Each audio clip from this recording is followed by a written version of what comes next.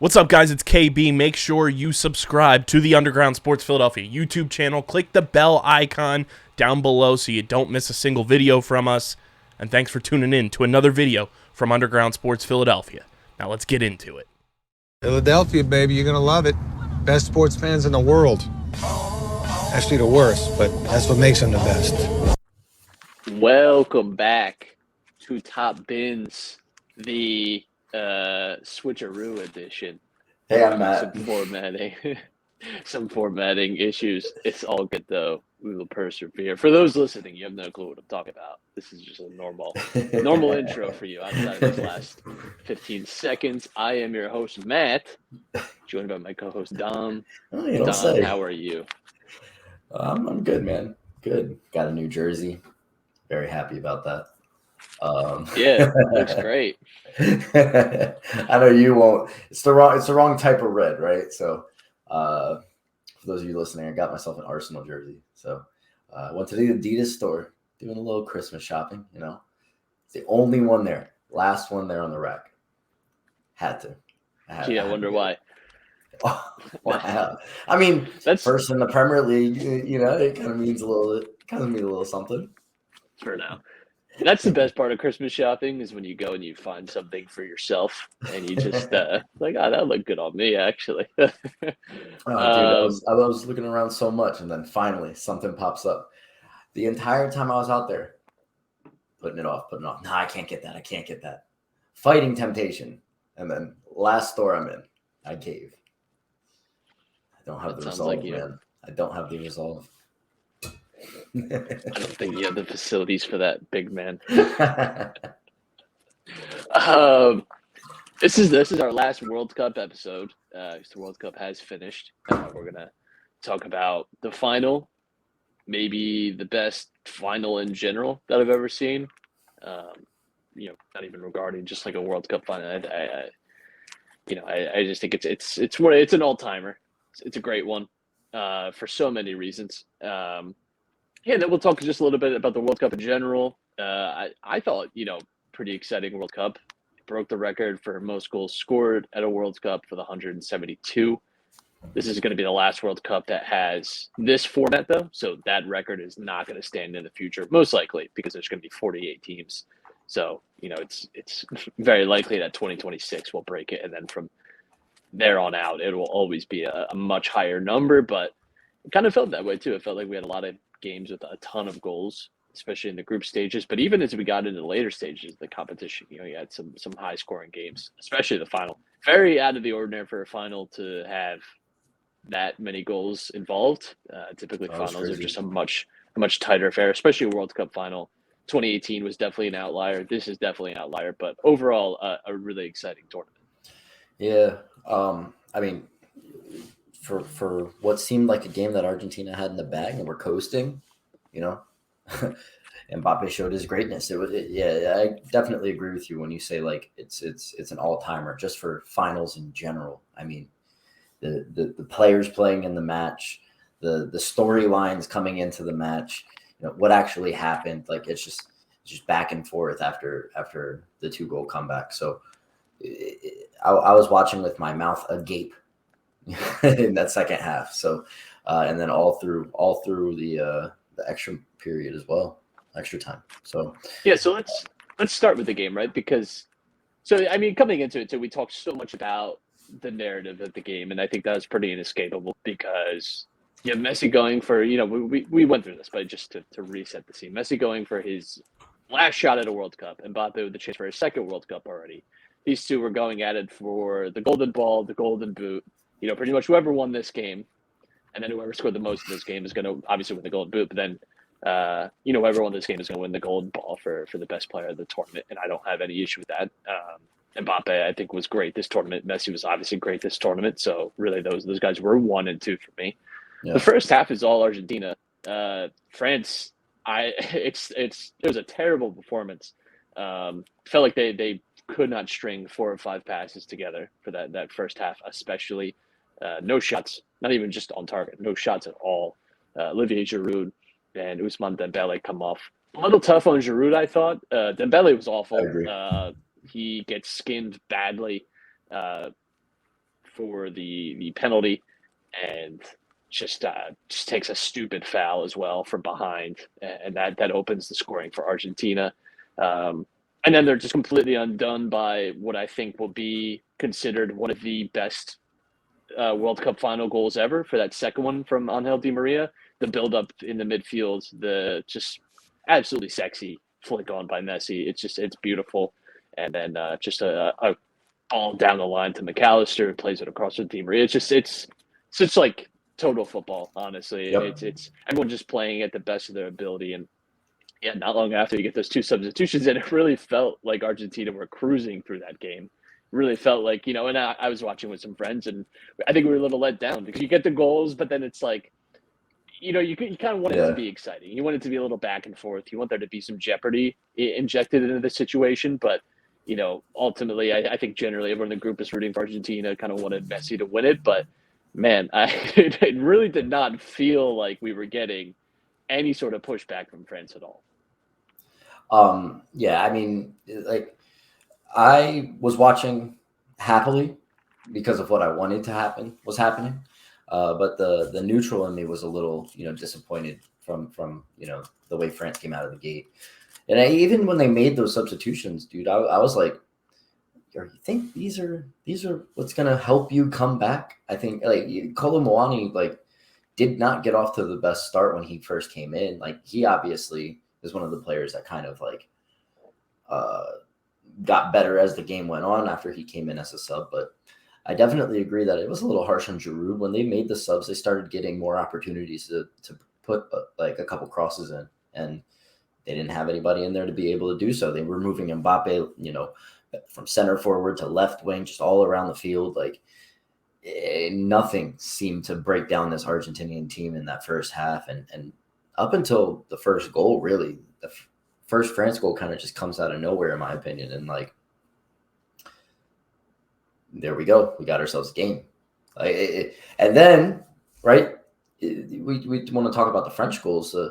They scored two. Mbappe scored two within like a minute and a half of each other. Yeah, so the Impressive. game really changes. The game changes, I think, in two spots.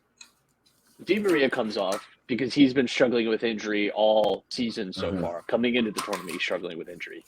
And, clearly it felt like a planned substitution. Like, we can only – he comes off in the 64th minute. It felt like I can give an hour, and then after that, just not physically capable. Marcos Acuna comes in, and then France respond a few minutes later. They bring on Coman and Camavinga, who I thought Camavinga played very well in the midfield and ends up actually sort of functioning both as a left back and as a midfielder. He replaces Teo Hernandez. And Coman as well, I thought, was really direct and dangerous, and was just a nice change-up from Griezmann. And then, I don't think it's a surprise that in the next 10 minutes, France get a penalty. Kolo Muani wins a penalty off Otamendi. It was just a boneheaded challenge that we have seen from him. And all of a sudden, you have life in the game now. It's conceivable now that France in the final 10 minutes, and we've seen Argentina collapse like this in previous rounds. They were 2-0 up against Netherlands, and Netherlands get 2 goals after the 83rd minute to send it to extra time, and then eventually the penalties. So Argentina had these lapses in concentration. You start to tell yourself, maybe so. And Mbappe pulls off, I think, one of the most audacious efforts I've ever seen in my life, given the context and everything at stake. And you're in a World Cup final and receives a chipped ball over the top and does not take it down. Just first time volleys, just maybe a step inward from the 18-yard box and catches it in the bottom corner. Just an absolute. It's going to be a little lost to time because ultimately France don't end up winning, and Mbappe, he gets a hat trick in a final, and it ultimately just kind of doesn't matter. It's, I already said that the Di Maria goal is, I think, one of the all-timer World Cup goals. That's an all-timer goal too for me. I just like the courage it takes to pull it off. Number one, to even attempt, and the technical ability there. It's hard to describe. It's hard to describe to someone how hard that is to do. And then again, when you just consider, it's a dumb goal that he scored. I just can't believe it. It's the stuff that, like, if I score that on FIFA, I clip that shit and send it to people. Right. You're like, what the heck? Can't believe you scored it. Yeah, just an amazing, audacious is the only way that you can put it. The only way that it could be better was if Ray Hudson was the one behind the microphone when that happened. the guttural yell that would just come from that man when he scored the goal would have been, or the Gary Neville. Oh, unbelievable! Magisterial. Yeah, I mean, honestly, it's and from there too, the game is fully on there. It is just truly on, especially for France. I think Argentina are lucky to make it into extra time, to be honest, because France were on them for those final 10 minutes. What's funny is that goal, it just poetically was scored by Messi as well, right?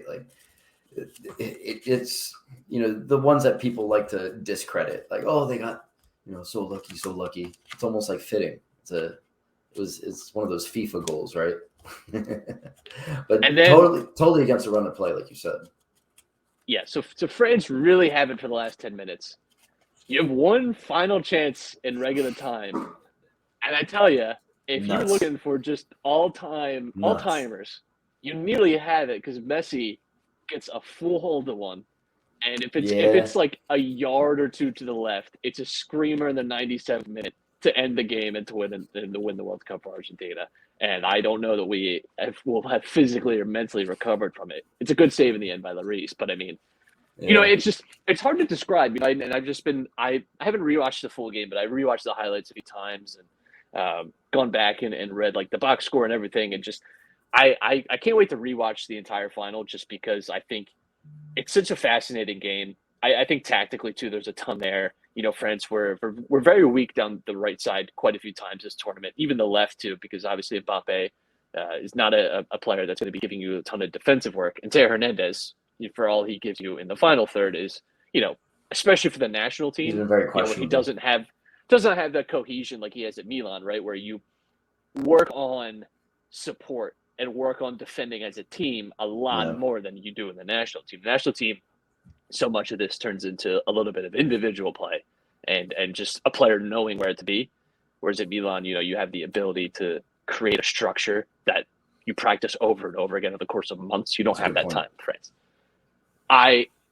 It's hard to describe, because games like this rarely deliver in any sport. Mm-hmm. This is not just a soccer or football thing. This is every sport. You rarely get games like this where narratively so much is on the line. I mean, again, you're everything is there for Messi to finally win a World Cup, for Mbappe to really establish himself as one of the great players already in history. Because how can you not say that if a guy at 19 was influential in a World Cup and winning it, and then at 23 is the Golden Boot winner and wins another World Cup? I mean, the Pele comparisons are rolling in this week if Mbappe wins that tournament. And I don't know that that's unfair. Even still, I don't know that that's necessarily unfair. I think that comparison can still happen, to be honest with you. He's just turned 24, and he's in 2 World Cup finals already. The way that sports he's going to break Miroslav Klose's record, I tell you that much, as long as he stays healthy. For sure. It's an unbelievable thing that we got this type of game from the final. You just don't get this. I joke that this was probably one of the best games of the tournament in 2018 when they met in the first round. It was 4-3 to France, obviously. And I joked that we're not going to get that again, and we pretty much did. we pretty much did. Except in that game, France were the one really dominating the game, and Argentina were sort of making late pushes and were able to sort of counter it a lot and get these goals and really amp up the pressure. And it was pretty much the opposite in this game. So we get to extra time, and you have this Messi goal. It's blocked off the line. Jules Koundé had just been a yard further up the field a little bit. He's probably blocking this off the line. It's one of the greatest defensive clearances ever. I mean, the extra time, it's so common too that these extra times become just a little bit of, that's just the way it becomes very academic. It becomes like we're just waiting for penalties. Yeah. These teams were not waiting for penalties. They were busting it all to try and get the win right there. Lautaro Martinez comes on, has a terrible time of it, which we'll get to. But so Messi scores. We're back up 3-2 to Argentina. It's still everything is still on the knife's edge though, because you've already seen how quickly France can score 2 goals. It took, like you said, it took Mbappe a minute and a half to get 2. Yeah. There's nothing stopping them from doing that again. You get another penalty. And Mbappe is stepping up to the penalty spot for the second time in the game, late in the game. And, as threatening as France had been, you have a feeling that if he misses this or if it's safe, that this is it.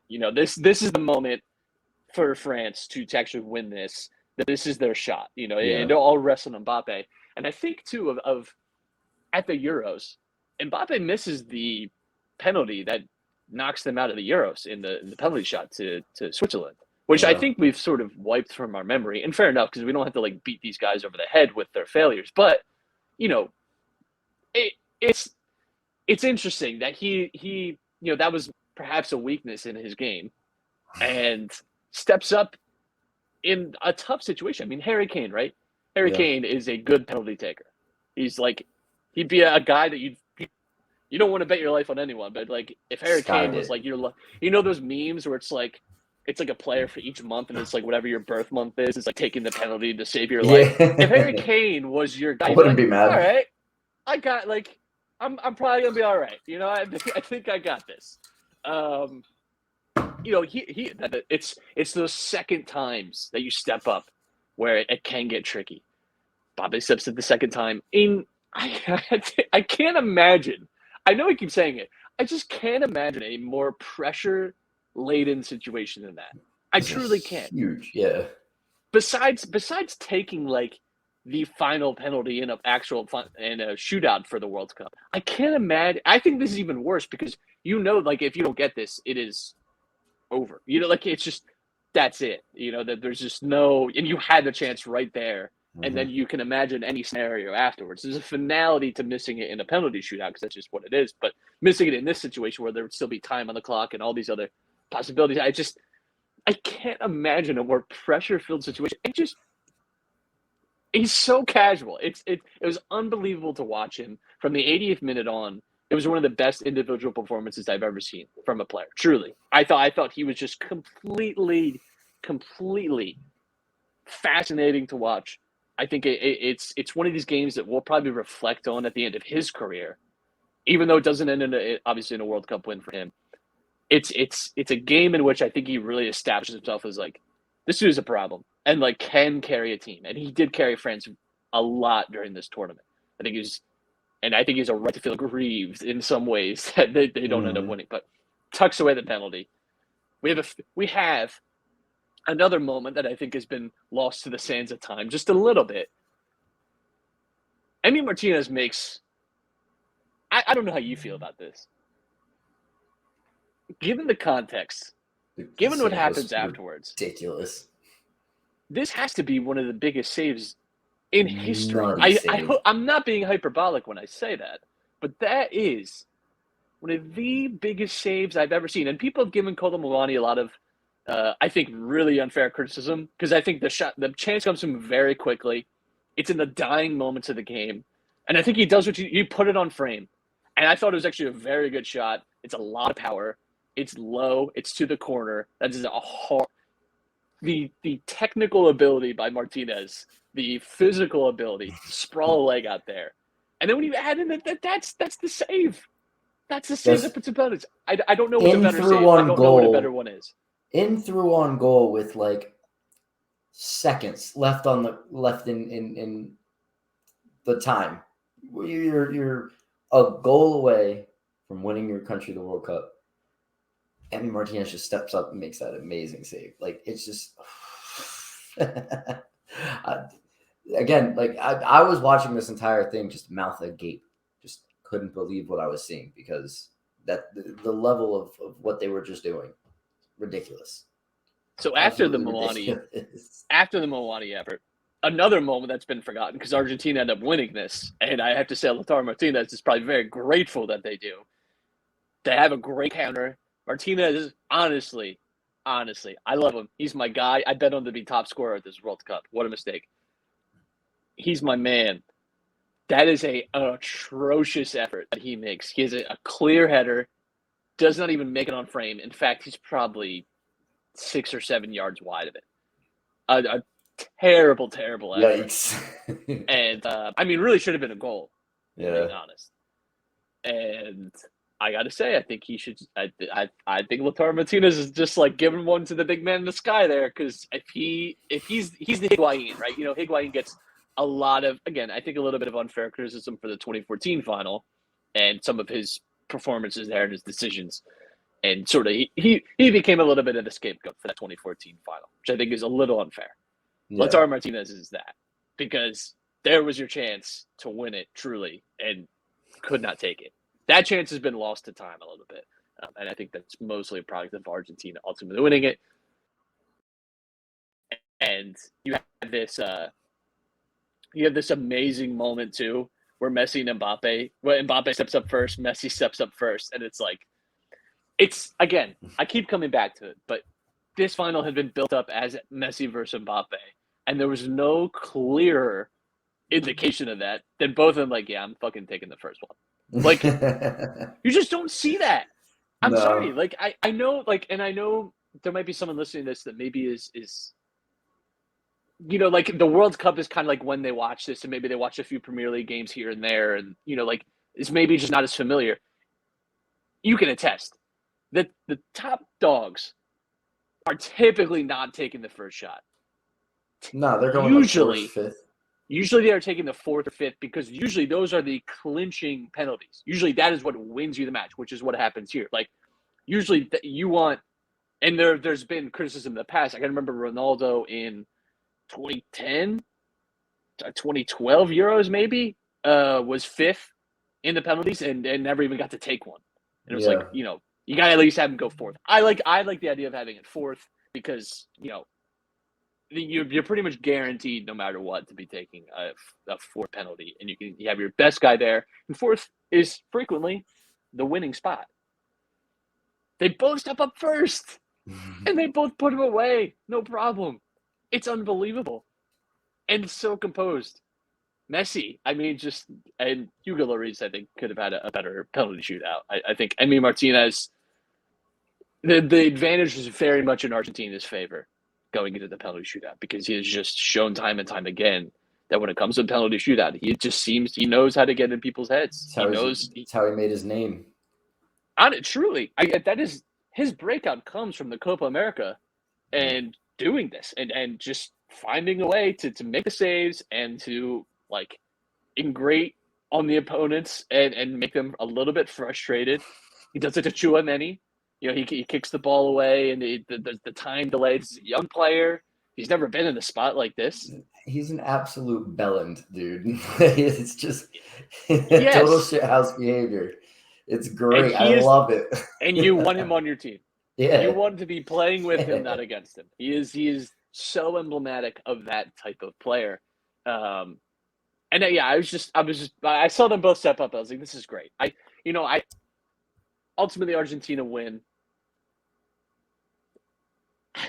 And you almost like, I was almost a little disappointed that the Senate of PKs, and I've never been the type that, doesn't want it to be settled on penalties. I like penalties settling things after 30 minutes. I think it's like, there you go. Like, you had your shot.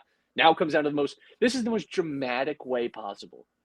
There's no other sport that I think comes down to this level of drama and this level of like, the stakes on each moment now are massive. And it turns what is a very team sport into a very individual moment. And I think like if you're just like thinking about it like romantically, if you're thinking about it like narrative wise, there's just nothing better. There's nothing better to now it all of a sudden being 1 versus 1. You and the keeper, that is it. There's no build-up play here.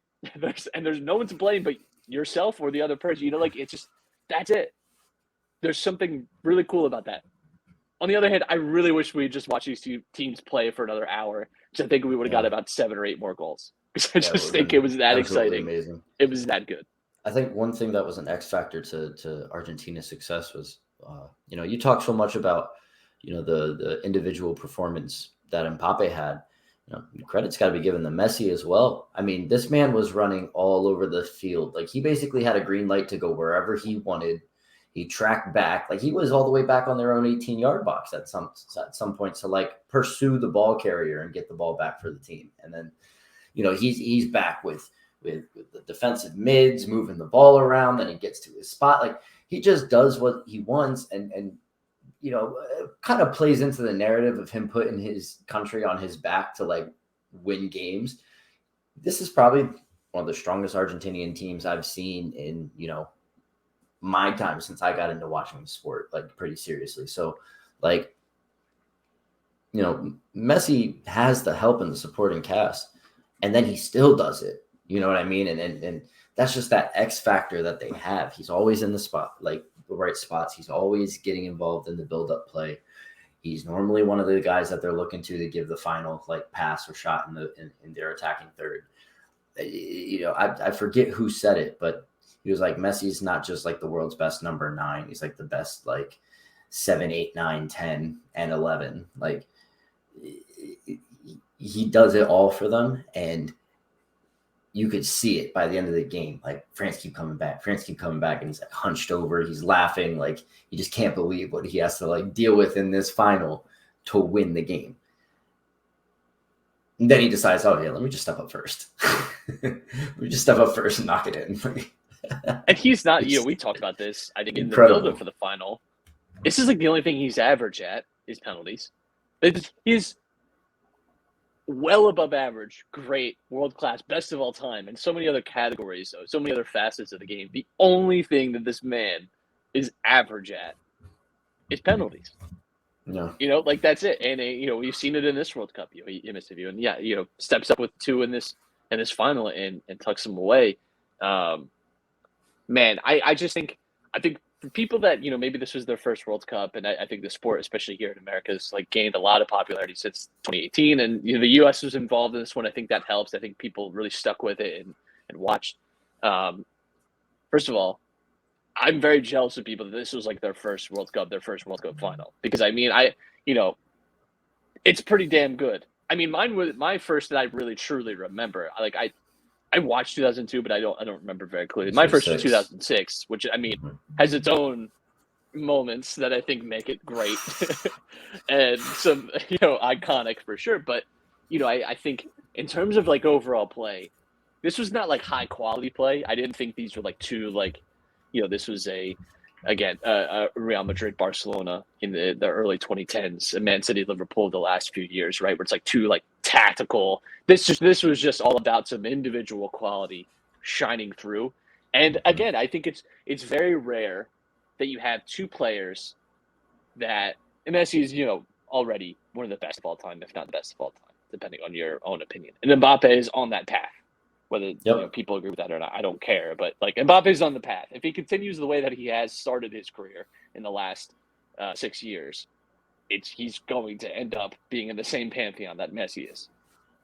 It's all about staying consistent like that. That's the hard part. It is so rare. In fact, I can't think of a moment. There's a popular sports personality, Bill Simmons, was talking about. He was trying to find another time that you've had in any sort of final, any sort of championship game, 2, like, all-time greats playing at the highest level possible. You've had times where, like, 2 very good players, 2 all-time players have gone at it. But these 2 guys had, when any other year, like, would be one of the best finals performances of all time. Mbappe scored a hat-trick in the final. That's an insane thing. Mm-hmm. It just is. Scoring a hat-trick at the World Cup is already rare. There's, like, 1 or 2 a tournament, usually. That's it. And Messi, in his own right, like you said, was doing everything, pulling all the strings. Goal involved very much in the build-up for the second goal. He's tracking back. He's making challenges. He's making everything look easy, as he always does. Like, these guys had great performances in the final, and I think it's an all-timer. I think we'll be talking about this final for a very long time. And I was so happy that this was like a fitting conclusion to this tournament, which has given us a lot of good moments on the field, and just what a fucking game. I just like unbelievable. Yeah, Mbappe really is transcending into that international icon status. I saw a couple people post on like social media, like Mbappe, got me into watching soccer. Like this World Cup was insane. Like, you know what I mean? Like just not only just in the final, like a hat trick in the final alone is just incredible, right? The World Cup final, you score three goals, but like his performance through the entire tournament, like this guy just was electric the entire time. Messi was electric the entire time. Both of these guys, like, if you were getting into the sport, this is the perfect time, to get into it, especially, from an American fan standpoint. Just, the U.S. was slightly competitive, right? So that's good because now a lot of more people are getting their eyes on the sport. A lot more people are getting interested in the sport, which will in turn help us out in our World Cup chances, later on. But yeah, this one is up there with the 06. I hold 06 super close to my heart because, that, like you, was my first one. So the nostalgia factor is there. There's only moments that I can think of from 2010, 2014, 2018. 06 is still like trumps all of that. But this one, this is just absolutely incredible. I mean, it feels like it's right though, doesn't it? It does, doesn't it? Like I like that. It was the proper ending for Messi's international career. Allegedly, I saw other quotes saying that he's not. He said that he's going to play. Still, Argentina too. Like they get the third star on their crest now, and yep. I think he's only. I think he's only 2 goals away too from 100 with Argentina. He has some personal accolades and stuff. So he probably does a little tour. He probably plays a few games, gets those goals, and then probably bows out. Would be my guess. But I mean, because they got the next one up already. Mini Aguero, like it's crazy. Yeah. So I want to know what you think about this. So a lot of people. I wanted to go back to our favorite World Cups for a second because I think this is. So I agree that 2006 is always going to live in a special place in my heart, and it has one of my favorite games, which is the Italy-Germany game in the semifinal. Is one of my favorite goals, one of my favorite calls ever. Just love it. Great drama, all of it, and that also had similar types of narrative going into the final, all those things. 2010 was okay. I think there's some good moments in there, but like largely speaking, not a great like overall tournament. Spain are like deserving winners, but even then they're like not. They weren't like wow.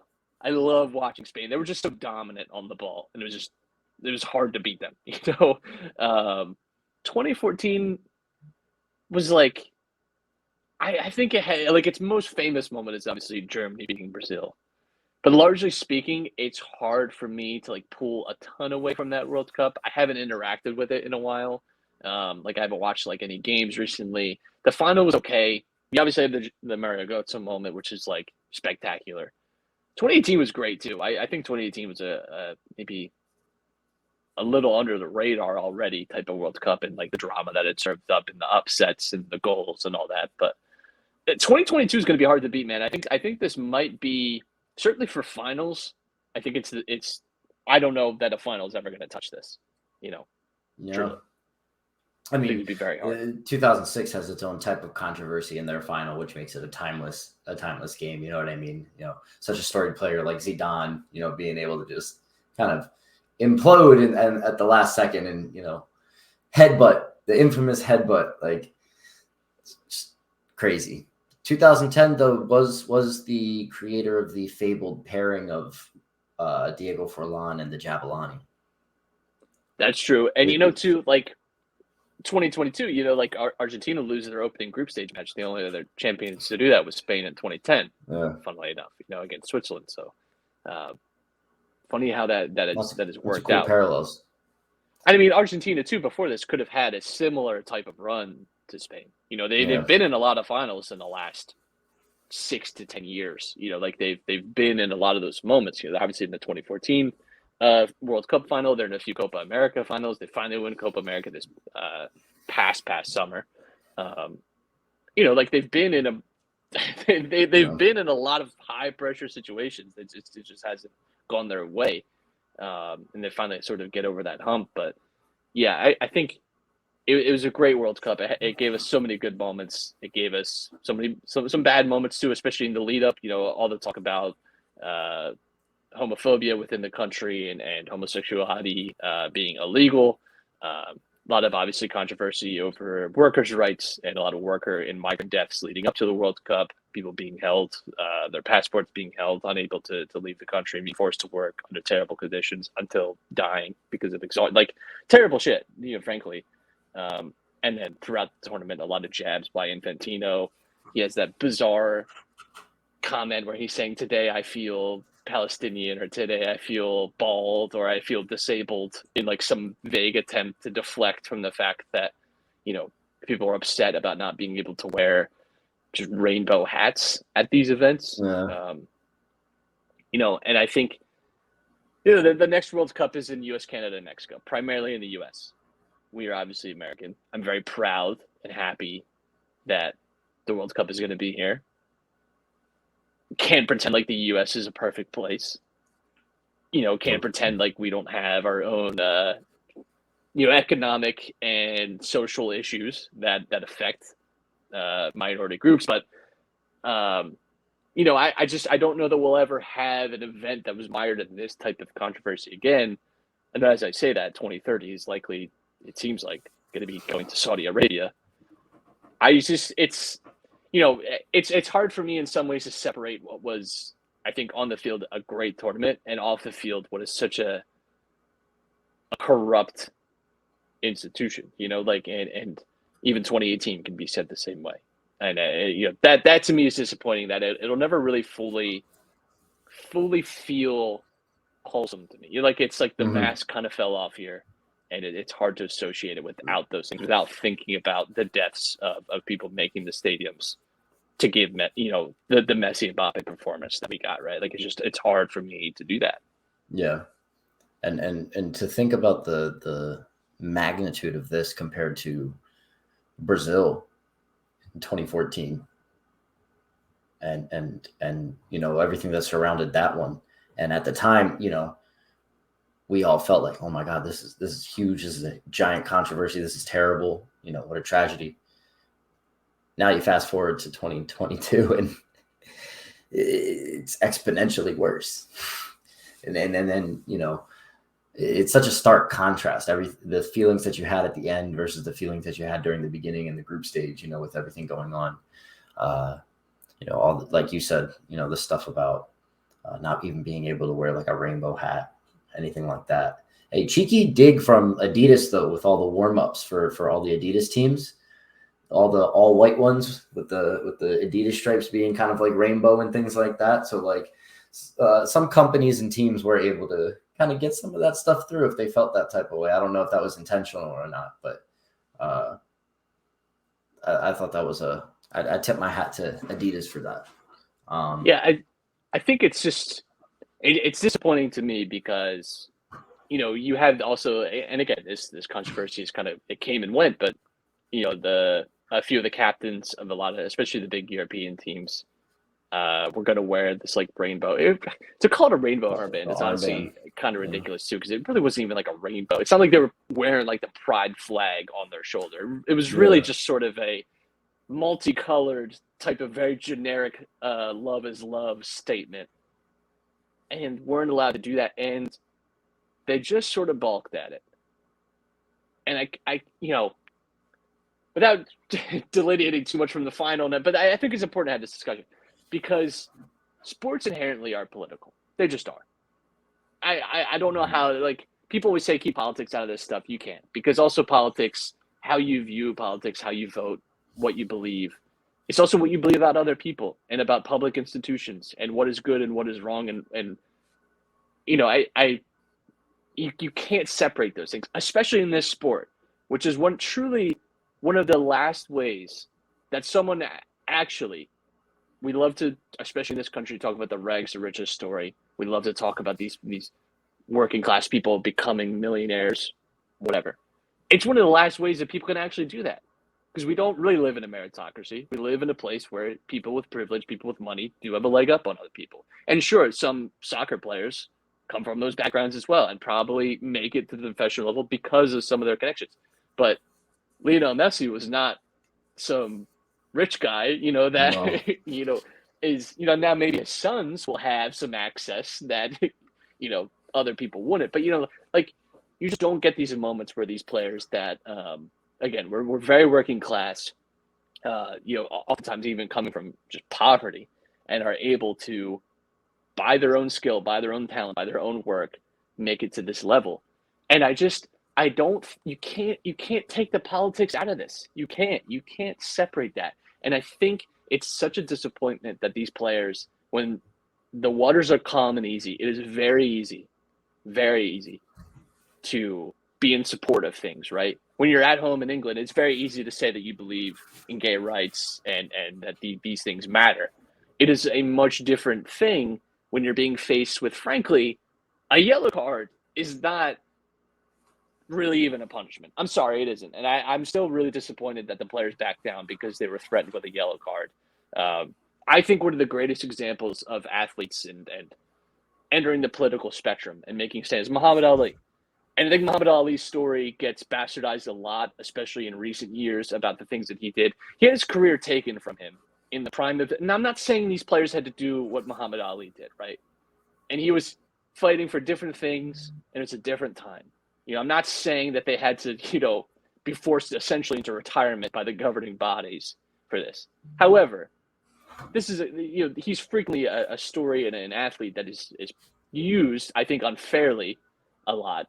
But he stood up for what he felt was right and was blackballed for it and was hated for it. We have retconned his story into one of like, oh, he was amazing, he was so inspirational. That is not people's opinion of it at the time. They hated him. He got death threats all the time. He was not allowed to compete professionally anymore. He has his license taken away from him, all because he didn't want to go to Vietnam, and he was protesting civil rights in America, and that black people didn't get the same rights as white people. Which, by the way, we all agreed. Well, most of us agree now that is a good thing. That black people should have the same rights as white people. It's hindsight benefits Muhammad Ali, and it would benefit these players. I'm not saying you have to be a martyr here, but also, like, if you're telling me the line between you willing to just acknowledge this situation is a yellow card in a game, I'm sorry, but to me that was cowardly. And I understand that FIFA deserves a lot of blame here too, because they're the ones that put the pressure on the players in this situation. I don't want to make this just about the players. However, I think they really missed a moment. I really think they missed a moment. I think one of the big takeaways from this tournament would have been a player sort of half-smirking at the halfway line, receiving a yellow card before the game kicks off, simply for wearing a Love is Love armband. And what an iconic image that would have been, and how powerful a statement that would have been, especially if every player did it. Not just, Harry Kane, right? If players from Belgium, Germany all did it, and you have this collage of these players, it upsets me. It upsets me that we didn't have that moment, that these players were not able to stand in solidarity in this way. And I just, it bothers me because, people talk all the time about like virtue signaling and just token whatever. And this was it, like when it was real, when the reality with some actual pushback was there, they folded. And again, that pushback should not have come from FIFA. I think it's disgusting that they did that. I think it's disgusting that they, sort of renegotiated that deal. And by renegotiate, I mean completely cut that deal out and said, we're just going to give you a yellow card if you do that.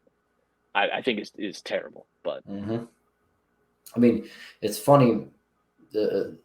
Everybody that says like athletes should stick to sports, stay out of politics, they must have not paid attention like in their American history class. You bring up the point about Muhammad Ali. You can also talk about the U.S. track team in multiple eras, which one? So political statements, in sports have been around, right?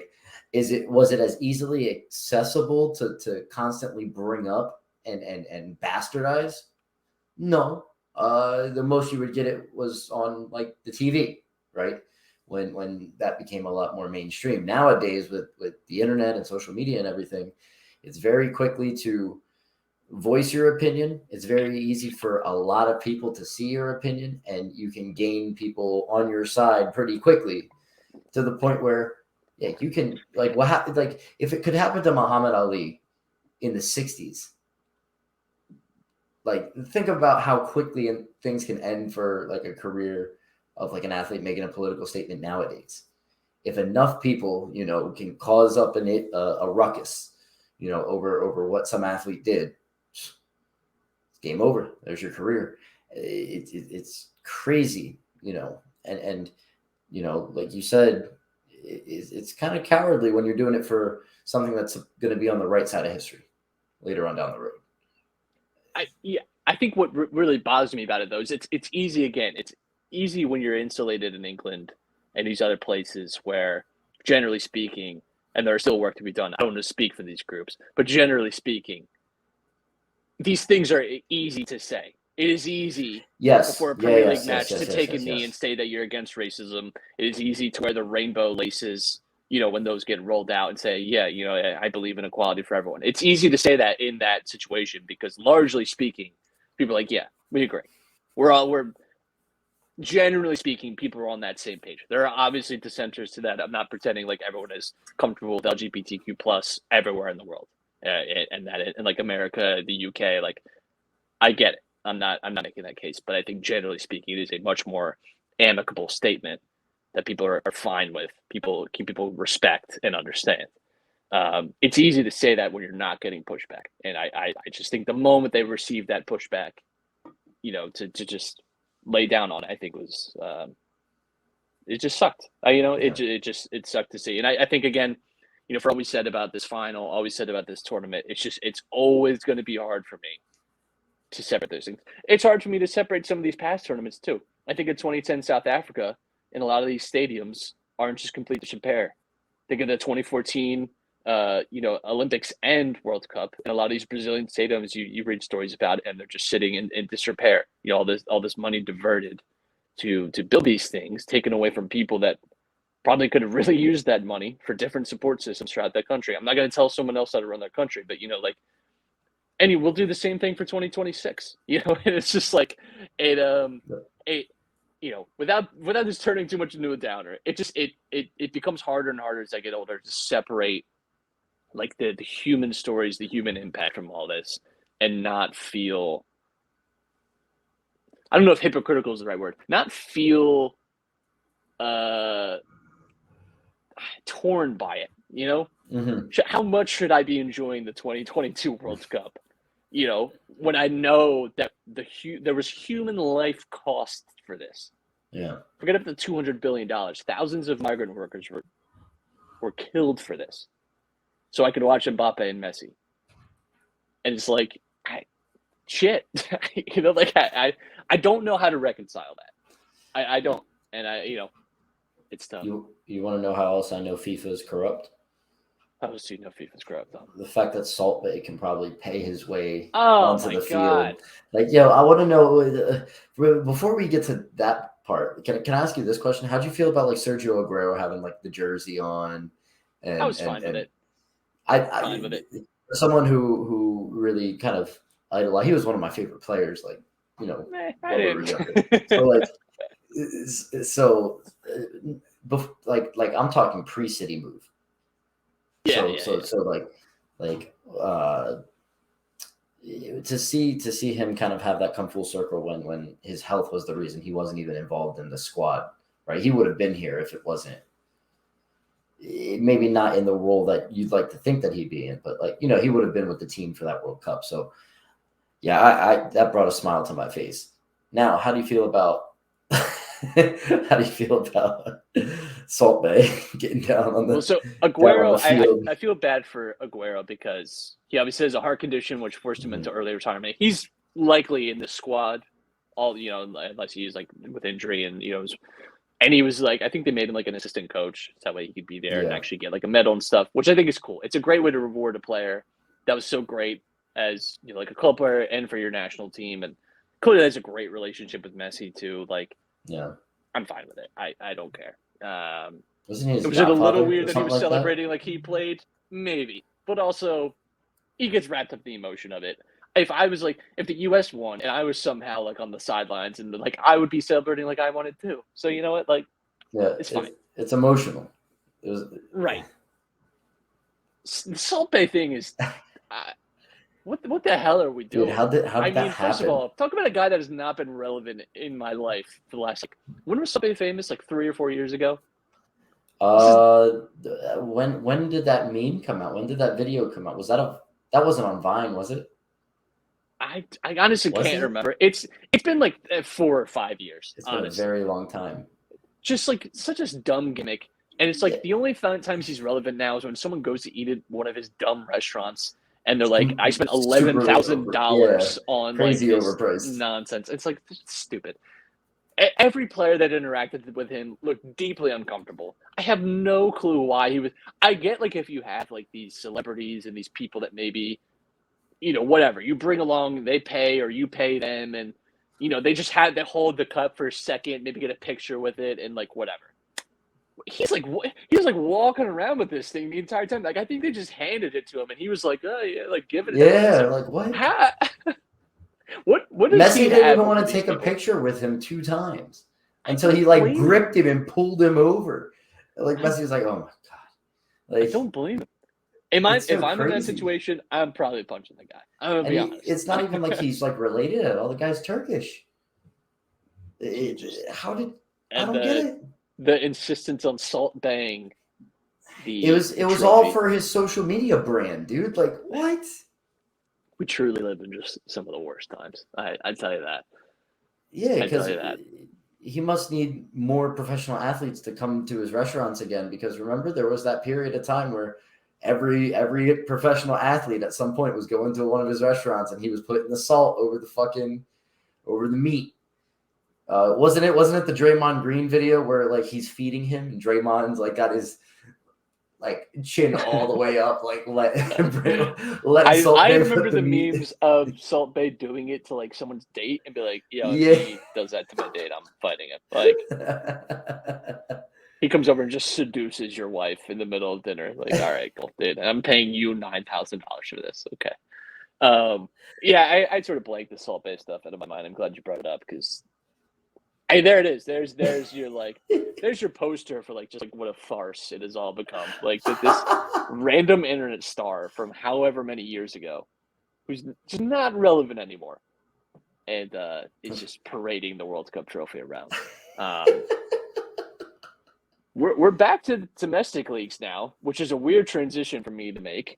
There was in fact EFL Cup games today that I couldn't bring myself to watch. And tomorrow, Manchester City and Liverpool play. Not prepared for that at all. I gotta tell you. Not mentally in a place where I'm ready to watch that happen. I was planning on making Christmas cookies tomorrow. And I think that's just still what I'm going to do. So we're back with the domestic leagues. In some way, I'm kind of looking forward to it. Only Premier League is back. Italy's still on the little winter break, which I respect that they're keeping up with that. So we won't have Italy back for another few weeks still. But we've got the Premier League back, which is nice. And the festive period, it feels a little different just coming off the back of the World Cup. I don't know what to expect here. I don't know what to do. I don't know what to say about these things returning because it's so bizarre that we have not. It really hasn't set in the fact that we have not seen these teams play in like 40 days. And now we're just gotta like plop right back in the middle of the season. It's very jarring for me right now. And then in about 4 weeks we have the winter transfer window open. Right? Does that open in December or January? It's January. Right? January. Yeah, so we have 4 weeks. Brother, that's till then. next week. I don't know if you know, Christmas is this week. Oh wait, it's December 21st. We're recording this. Oh my God, we only have my brother in weeks. Christ. We are almost in December. Oh God, yeah, it is almost Christmas time. Oh my goodness. Yeah, right. The January transfer window opens, so it's going to be hectic. The summer transfer window off of a World Cup is always hectic.